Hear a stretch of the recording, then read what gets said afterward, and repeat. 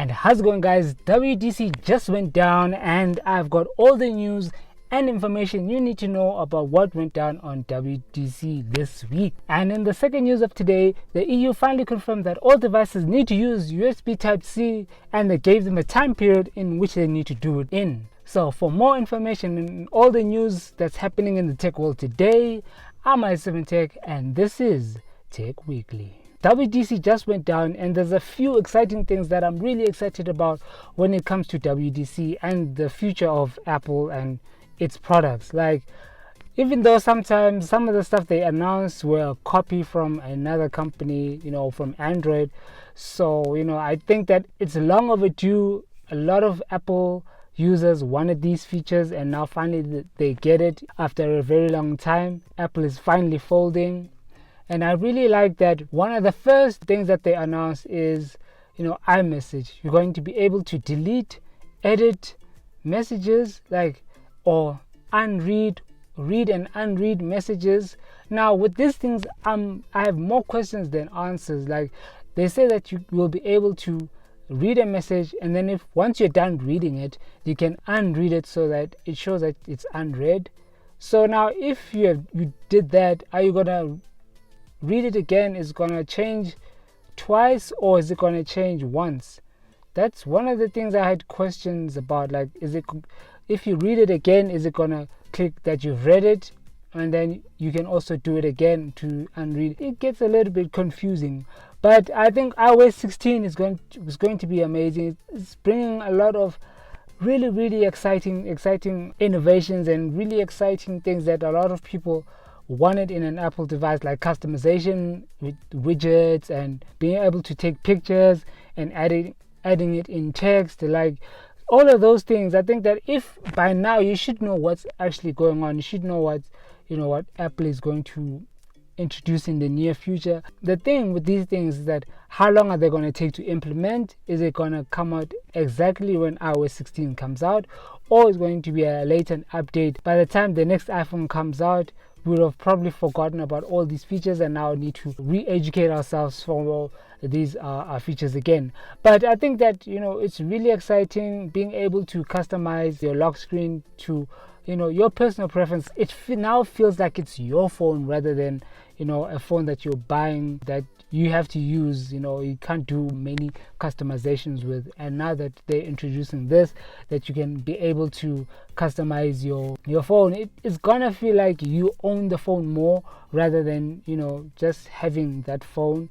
And I think it's gonna boost well for Apple and what they're trying to do. I'm really excited about it. Leave your comments down below and tell me what you guys think. Are you excited about Apple bringing these features to their products? Are they just losing traction, or they are running out of ideas, or they see the value of actually being able to customize, making a phone your own?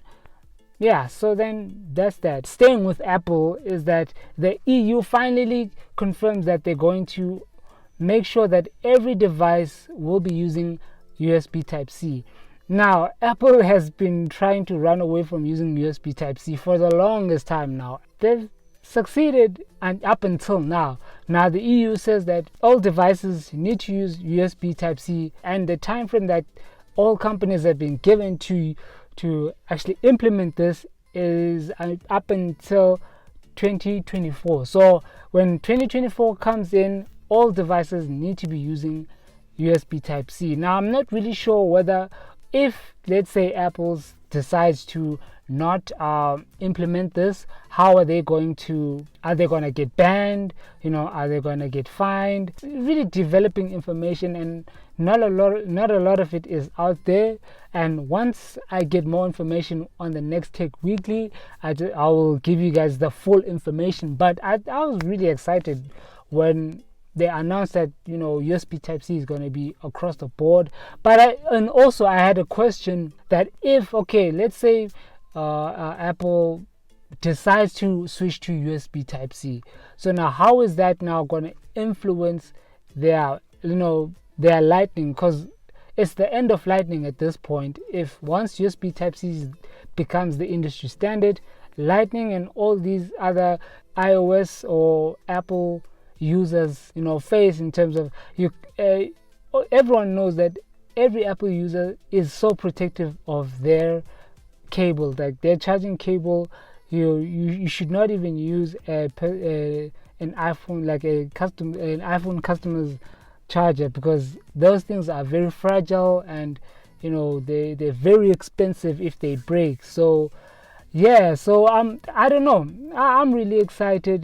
Being able to use USB Type C is going to be I know that even though it's going to be implemented in 2024, but for it to get to every single person that uses an iPhone, it'll take a little bit of time, because people upgrading their phones and people buying phones are not the same as a couple of years ago, like 10 years ago or something. So yeah, I think it's going to be great.